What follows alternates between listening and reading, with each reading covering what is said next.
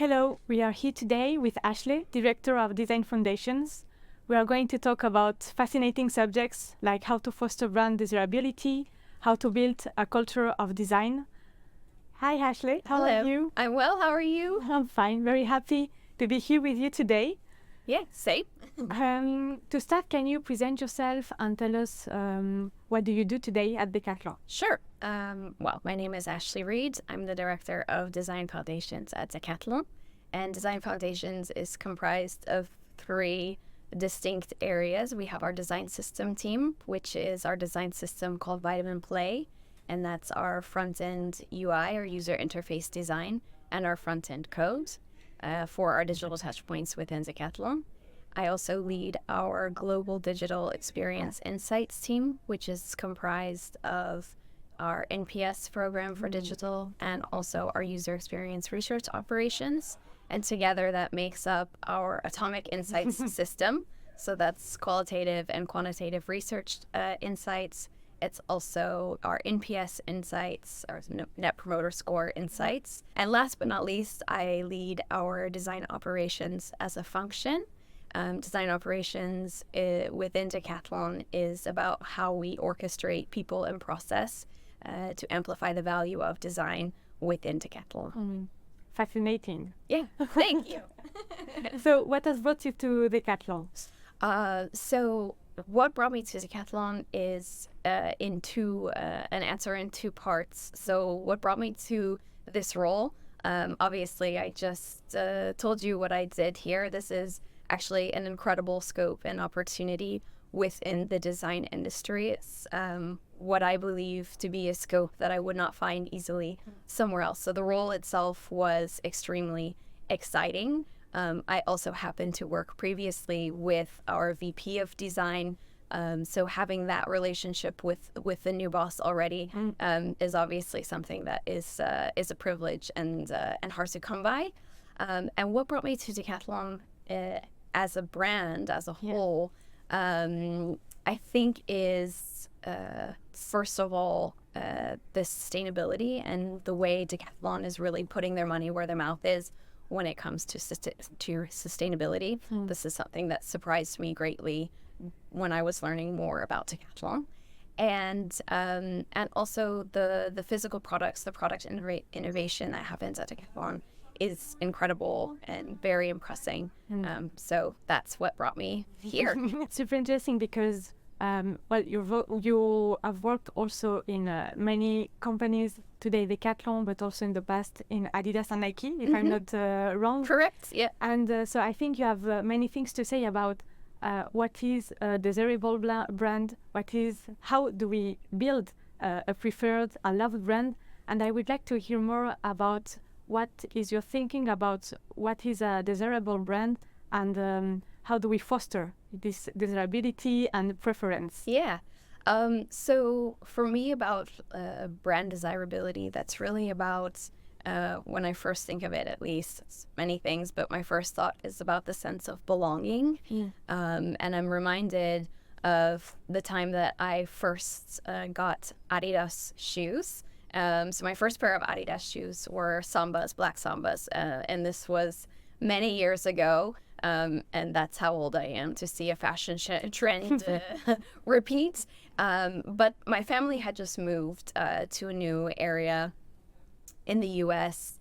and these Samba shoes were like the shoes to have in this new school. And obviously being new, you want to belong, you want to fit in. And my parents were kind of not really, interested or keen to buy a brand new pair of shoes because I already had very nice shoes. And for the fashionistas amongst us, they were Black Mary Janes, very nice shoes, totally fine, didn't really need a new pair. But for me, it was not specifically about the shoes or the function of the shoes. It was really about feeling like I belonged in this new place. And so I actually got the black Sambas, but they were, I had found them in a secondhand market, and I was so excited because I was like, okay, this is my chance. This is not something that my parents have to stretch really big and dig deep into their wallets to purchase. It's something that is, a lower bar for them. I still get what I want, that sense of belonging. I don't even think the shoes themselves fit properly, but at the end of the day, it worked out. So it's mainly about how you perceive a brand and the image, like it gives you from an external point of view. Yeah, I think it's that feeling that you get, right? It's not specifically, at least for me, not specifically about an image, and maybe to some degree it is, but it's about the feeling, and maybe you get that feeling because you are projecting a certain image. But for me, it's much more about the feeling rather than the projection of the image. Super interesting. And so how do you today would explain the brand desirability of Decathlon? So the brand desirability of Decathlon is actually an extremely interesting part of my experience with joining Decathlon, because when I was leaving Adidas, which is obviously a very well-known brand, I was a bit nervous somehow to tell people, oh, I'm going to Decathlon, because of course Decathlon is incredibly well-known in France, first and foremost, but lesser known in places like the US where I grew up. So I was a bit nervous somehow to tell people. But when I started telling people, especially in my personal realm, let's say, here in Amsterdam, people were so excited. It's the first time that people were saying like, oh my God, I love Decathlon. I love that brand. And it was a reaction that I never got actually when I was joining the other brands that I've been with previously. So it was so amazing to see this deep passion about Decathlon, and it was really coming down to like following up and asking deeper questions. It was really about the physical product and the experiences that people have had with Decathlon. Many of them also have had wonderful experiences in the stores as well. But it was, it's always coming back to the physical products. Actually, just yesterday, I had 2 neighbors meeting in the streets. Both of them have small children the same age. And one of them was walking down the street with a B-twin bike. And the other one was asking about the bike, and the neighbor with the bike was going on and on about how great it was. And then he made a joke to the other neighbor and said, like, yeah, you should buy this bike too, because then Ashley gets to keep her job. That's incredible, because it's true that at the end, products, it's not only functional, but it's always how we give product more than its functionality, but the experience, the feeling that will make people stick with the brand and willing to also speak about it to others. And I think it's the most powerful thing to do as a brand, be able to create a community and people that are the best ones to talk about you at the end. Absolutely. And that really is a nice segue into brand preference, because of course, as you get older, and if you talk specifically about sports, your brand preference becomes about how do you physically feel in this product? Like, what is the experience that you're having? And if your tights are falling down, or if your shoes are giving you shin splints, that is clearly not a great experience with the physical product and ultimately then the brand. So then your preference becomes actually what makes you feel good physically and mentally through your movement and through your sport. And do you think there are pitfalls or things to avoid to generate this brand preference, generate this feeling, this experience? Yeah, so I think there's a couple of things. Speaking specifically about Decathlon, I think it's very difficult for consumers, and transparently myself included, to understand all of the brands, all of the sub-brands within Decathlon. So I think a lot of people, they don't realize actually how much they prefer Decathlon, because they think that they are preferring a sub-brand of Decathlon and don't even realize it. So that's one thing that I think can be tricky. The other thing is when brands are not staying close to their mission, where they're too busy focusing on what are other people doing or looking around rather than having an inward view of what they're doing really well. I think it can be a pitfall, because you move away from your mission. And it's interesting what you say, because it's true that of course, there are many brands today, and we used to really compare ourselves to the competition. Whether I'm a product marketer, you're a product you work in design, and I'm sure we always look to what others are doing, and we try to copy and to see what is working well to implement it ourselves, and it makes it difficult to make us unique. What is your approach on how to deal with the competitors' analysis and how to stand out versus the others at the end? Yeah. It's a great question. So I think it's quite important to consider what we are doing and not what our competitors are doing. It's good to be aware, of course, but if we can channel that awareness to challenge us to be better for ourselves. I'm reminded of the Simon Sinek example of Microsoft versus Apple. And he had spoken at 2 different leadership conferences, one for Microsoft, one for Apple. And he said that at Microsoft, 70% of the executives spent 70% of their time talking about how they were going to beat Apple. And at the Apple leadership conference, 100% of the executives and 100% of the time was talking about how that they can actually meet their consumer needs, which is incredible. If you think about, like, okay, you're showing up to beat yourself and not beat the competitor is an incredible way to just harness that focus to be better for yourselves. And eventually along the way, hopefully, of course, you beat your competitors at the end of the day. But if you also think about, looking too much outward about what other people you are doing, you're always going to be playing behind the ball. You can never innovate. You can never look forward. You're just simply showing up too late to even play the game. So it's quite important to keep that focus inward and harness the healthy competition, but not as a copy, but as a drive to be better for ourselves and our consumers. So what you say is mainly to be user-centric and to really be focused on who are our users, our clients, our consumers, what are their needs, what do they expect from us, and really try to build this relationship with them in order to answer to their needs. Exactly. And do you have best practices to really foster this brand preference and just not forget, but put competitors aside and look at our users and look at their needs and to really perform ourselves? Yeah. Of course, going beyond the usual suspects of being authentic and knowing your audience, I think something that's really important that we ask ourselves and brands in general ask themselves are why are they doing it? Are they doing it because it serves their mission and their purpose and their consumer needs? Or are they doing it because the competition is doing it and they feel that they need to do the same thing to play in the field? So always asking this question of why and using our critical thinking skills about why we're doing things are incredibly important. As a parent, I really appreciated when my child or children have grown out of this constantly asking why phase. Of course, it can be very annoying. Yes. I don't have children, but yes, I can assume. Yeah. It's tiring.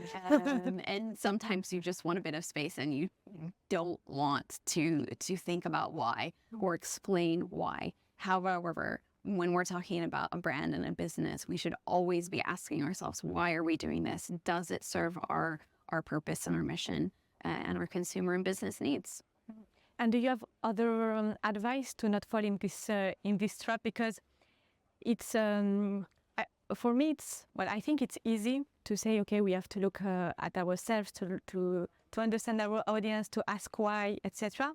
But it's difficult to really implement it in a day-to-day basis and to ensure that everyone in the room have the same philosophy, let's say. So do you have I don't know if it's tricks or tips to really being able to implement it, in a day-to-day basis? Yeah, so for me, it's about understanding the mission and also being able to tie your work directly to that mission. If you can't really directly tie your work to it, you shouldn't be doing it. So, if you are inspired to do something because the competitors across the street are doing it, but it doesn't, if you can't logically tie it back with a business purpose to your mission, then you probably shouldn't do it. How do you think design can really help to foster brand preference? Because design, it's a lot. It's what we see. It can be physical, digital. So, what's the place of design in all this? Yeah. So, I think for us within design, it's really about putting the consumer first and always putting their needs first, understanding their needs and their wants and their desires and their intents, and putting those at the center of everything that we do. So really showing up together with our products and our tech counterparts, bringing that consumer-centric view, and challenging ourselves. How can we meet the business need and the consumer needs? I would like to talk with you about today at Decathlon. We are moving also, we are really transforming the brand, moving from a retail-first company to a company which is both retail and digital. What are the main challenges you see for your team from the design perspective? Yeah, so I'm reminded of the recent digital leadership annual kickoff, which was 2 weeks ago. And Barbara came, our CEO, and spoke about digital being a philosophy of how to manage a company. And to me, that really meant that Decathlon is not retail, and it's not digital. It's both. So exactly as you've just said, I feel that digital is an enabler of the modernization of Decathlon. I feel that digital allows people within Decathlon to focus on their strengths and to play in the position that they're best suited to play in. So for example, if we think about physical products, with digital, with modernizing, with bringing best practices of digital to physical products, we in digital are playing in our playing field, in our space where we're excelling. Physical product no longer has to play in that space. They can play fully into physical product innovation and not have to worry about being the best in physical product and in digital. It's really about creating this team that we're all showing up together and playing in the positions that we're best suited to play in, really as a team. So I think the biggest challenge is how do we all come together as that team? How do we understand the positions that we're playing in, and really how to play in each other's strengths? And with any team that's starting up, you have to get to know each other. You have to build the trust, the understanding, to really show up and play together, I think is the biggest challenge. You're right. At the end, it's a human challenge. 100%. We're all just humans, except for the AI team. And so how do you build a culture of design? Because today it's also one of your main roles to really foster and to create this team. Yeah.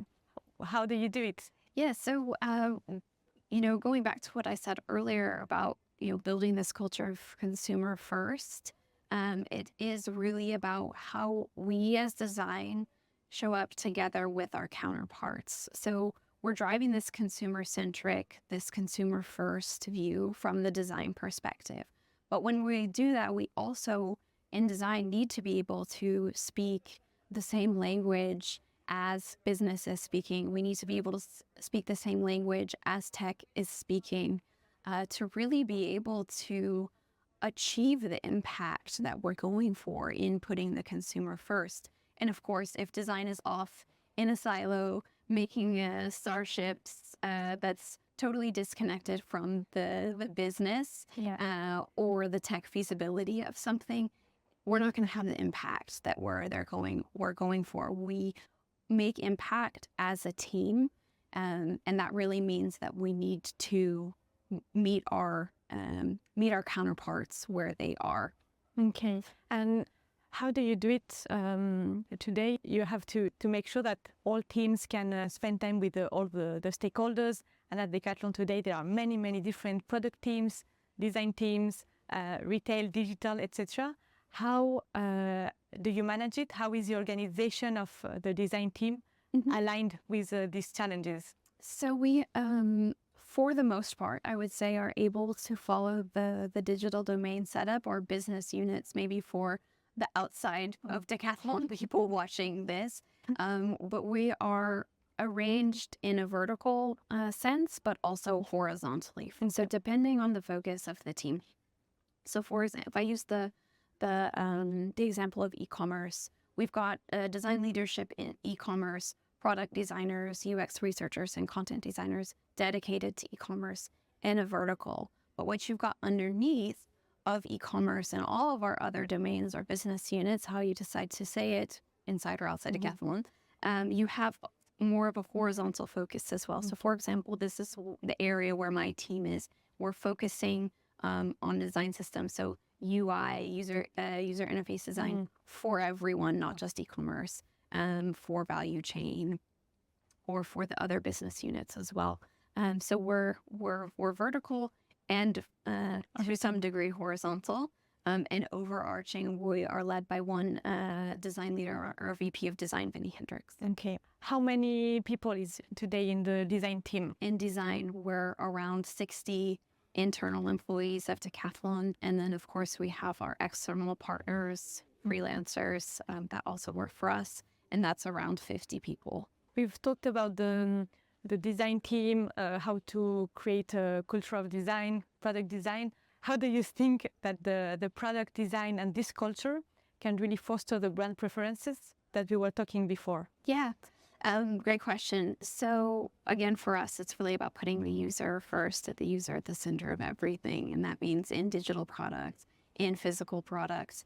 And so if you think about the experience, that feeling that someone is getting in our digital touch points, design is putting their needs first, ensuring that their needs are met. Clearly, if your needs are not met in digital, in e-commerce, for example, then you're not going to prefer that. You're going to prefer to go where your needs are being met. And yeah, it's a fast-moving world. So we need to be and make sure we're on top of our game and putting those users first. Otherwise, they're gonna find someone else. Interesting to put it that way, because sometimes we think that it's complicating things and very complex to do, but at the end, it's putting the consumer, the end user, at the center of all what we think. Yeah, and it's interesting because it's not so complicated in theory, but doing it on a daily basis and putting it in the center of the strategy is the most difficult, I think. Yeah, and I mean, I definitely don't want to downplay the challenges that people might face, ourselves included, with tech feasibility and things like that. You know, we always want to play with this Venn diagram of desirability, viability, and feasibility. So is it viable for the business? Is it desirable for the consumer? But is it also feasible from the tech point of view? Sometimes those three areas are just not matching up, and that's where it's really important, where you find that common ground together, because the users will feel that in their digital experiences. And do you have a big achievement that you are very proud of from your past, all your career, whether today or in the past? Yeah, so I think I have like just a small handful of things that I looked back on and were like, oh wow, that was a huge highlight at that point in time for me.